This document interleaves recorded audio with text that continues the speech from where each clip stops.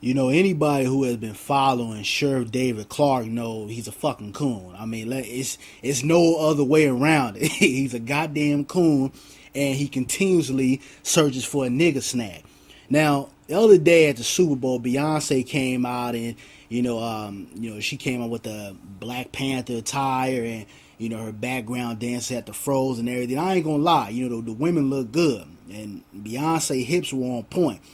Now, there was a part of me that respected Beyonce for doing it on that platform, but then there was a part of me that was like, she's full of shit because she's not consistent.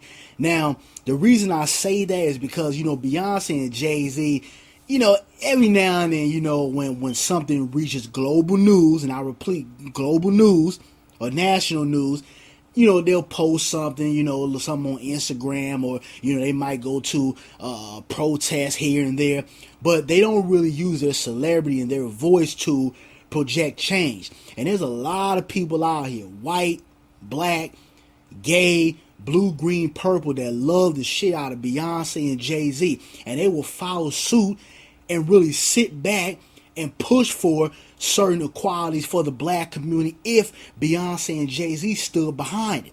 But they don't use a celebrity like that. What they'll use it for, Barney's or some new champagne or some new makeup kit, something like that. They never stand really behind anything that is for black progression unless it's trendy. So it was a part of me that was like, yeah, okay, Beyonce, cool, you did it at the Super Bowl, good statement, but I need to see some goddamn consistency before I really jump on her bandwagon and say yeah and start rooting for Beyonce. So, that was my personal opinion about it. But we had Sheriff David Clarke come out, and this is a quote from him.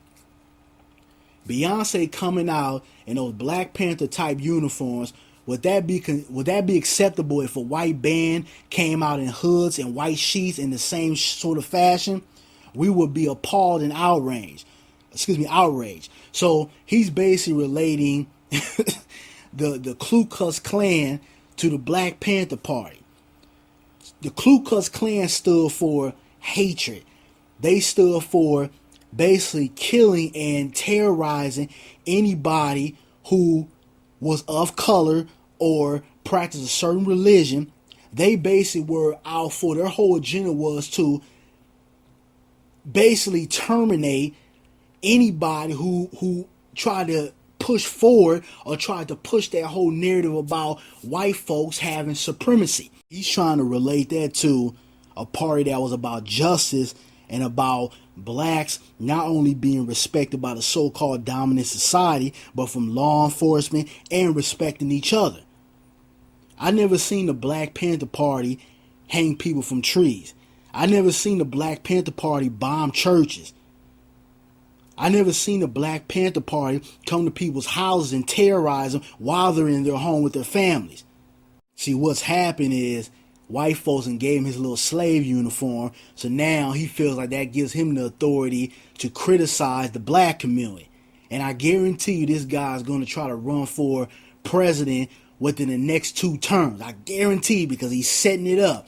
He's being a little puppet for the so-called dominant society, and he's going to come out here and say, you know what, I think I'm going to run for president. Because I got the white people's voice. I've been kissing their ass for the last, 8-10 years or whatever. I've been criticizing my own people.